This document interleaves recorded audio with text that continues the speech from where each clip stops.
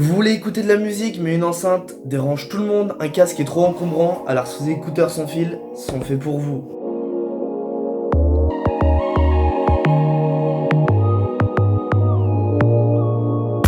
Et aujourd'hui je vous parle des Galaxy Buds. Passons au packaging. Samsung nous a fait une boîte vraiment très sobre, très carrée. Dedans on peut retrouver une petite boîte et les Galaxy Buds qui sont dedans dans leur étui. Dans la petite boîte il y a le câble de chargement et tous les petits embouts pour pouvoir les adapter à notre morphologie d'oreille. Et au fond de ce socle il y a un petit peu de documentation mais rien d'important. Maintenant, on peut passer aux Galaxy Buds et leur étui.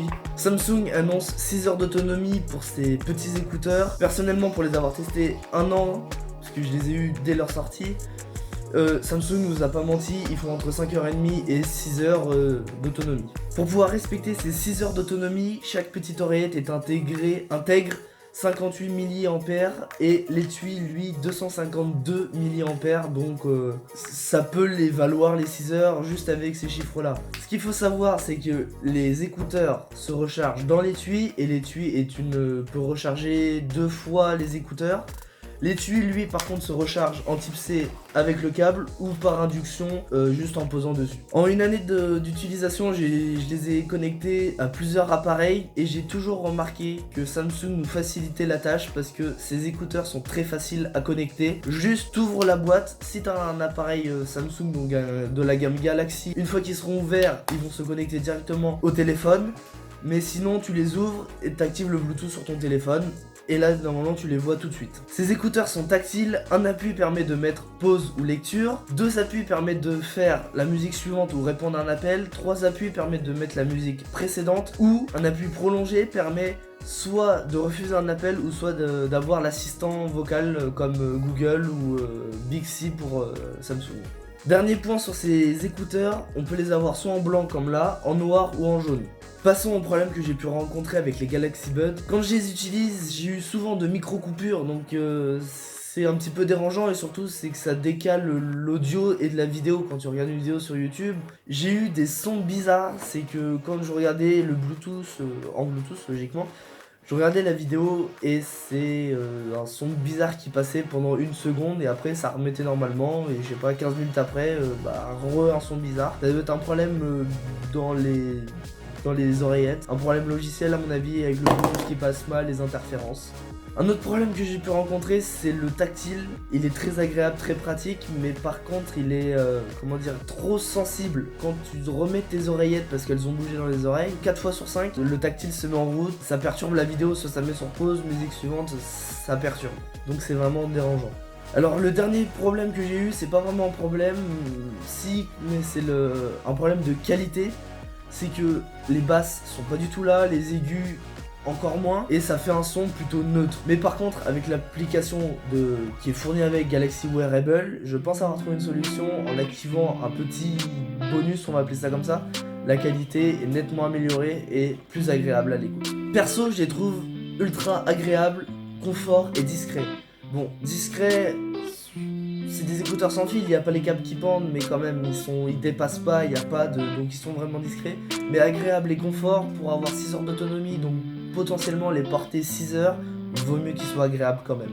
Alors ce qu'il ne faut pas oublier c'est que Samsung sont tout le temps en train de fournir des mises à jour à ces Galaxy Buds, donc je pense que les problèmes que j'ai cités de micro-coupures ou de sons bizarres, c'est en train d'être amélioré. Par contre là, un problème qu'ils ne peuvent pas trop enlever, c'est que quand je mets de la musique dans mes oreilles et que j'enlève un écouteur, il y a toujours la musique sur l'autre, ce qui est normal, mais sur celui que je viens d'enlever, il y a toujours la musique qui passe. Et par contre, quand j'enlève les deux, la musique se met sur pause, ça c'est très bien. Mais par contre, dès que je les remets, ils se mettent pas sur pause, enfin ils se mettent pas en lecture directement. Il faut que soit que je mette un coup sur le tactile, ou soit que je lance l'application, enfin que je prenne l'application et que je dise lecture. Ça aussi c'est un point négatif, mais je pense pas qu'ils puissent faire quelque chose Samsung. Et en fait cette vidéo, je devais la tourner pour leur 1 an, sauf que j'ai appris que Samsung vont sortir en 2020 le Z Flip et le Galaxy S20, leur nouvelle gamme, et ils annoncent les Galaxy Buds Plus, donc le volume 2. Et j'espère, bon, je vais en faire une vidéo dessus, mais j'espère avoir plein d'attentes dessus parce que ils sont très bien, ils ont plein de points positifs comme je fais que de le dire, mais aussi ils ont plein de points négatifs comme je fais que de le dire aussi depuis le début de cette vidéo. Donc j'espère que Samsung pour le volume 2 ont entendu toutes nos attentes et vont nous épater. Après tout ce que je viens de dire, ça va faire vraiment 1 an que je les utilise, donc je les changerai pour rien au monde. D'ailleurs, ils vont faire l'objet d'une prochaine vidéo. Vous allez comprendre pourquoi je les aime. Et surtout, la boîte est très compacte. Et aujourd'hui, faire des écouteurs sans fil, ça devient vraiment très dur. Il y a Apple avec les AirPods qui sont venus sur le marché depuis longtemps aussi. Mais il y a plein de marques qui se lancent sur le marché. Il y a Samsung, ils ont fait aussi des modèles précédents. Il y a Sony qui sortent aussi leurs écouteurs sans fil. Il y a plein d'autres marques. Donc aujourd'hui, il va falloir avoir le petit plus qui fait qu'on achète. Aussi, problème avec l'application, c'est qu'elle n'est que sur Android. Et encore, je crois qu'elle est même que pour la gamme Samsung. Si vous avez un autre téléphone qui n'est pas de chez Samsung, je crois que l'application n'est pas disponible. Sur Apple, c'est sûr qu'elle n'est pas disponible. Donc les gars, pour le Galaxy Buds Plus, faites une application pour tout le monde. Si je peux vous donner un dernier conseil, pensez bien à ajuster tous les embouts pour qu'ils soient vraiment agréables. Parce que moi, quand je les ai eus, j'ai pas tout de suite changé les embouts. Mais au bout d'une semaine que je les ai eus, je me suis dit bon bah c'est pas du tout agréable, je vais peut-être changer les embouts. Et j'ai fait ça et c'était tout de suite beaucoup plus agréable. Petit point que j'ai oublié de dire, c'est qu'avec l'application, on peut vraiment tout gérer. On peut même gérer les notifications qu'on peut recevoir. Je vous ai parlé de l'option qui améliore le son, c'est l'option dynamique sur l'application. Le son environnement, on peut activer une option qui fait que les micros des écouteurs s'activent pour qu'on entende autour de nous. On peut même géolocaliser les écouteurs, on peut faire plein de choses, avoir le niveau de batterie de chaque écouteur en direct. L'application est vraiment géniale, donc c'est pour ça qu'il faut qu'elle soit sur tous les appareils disponibles. Ah oui, et dernier point, il y a des LED sur le boîtier et dans le boîtier pour afficher le niveau de batterie des écouteurs ou de l'étui. Par exemple là, la LED qui est à l'intérieur sert pour indiquer le niveau de batterie entre les deux écouteurs. Donc là c'est vert, donc ça veut dire que c'est chargé à 100%.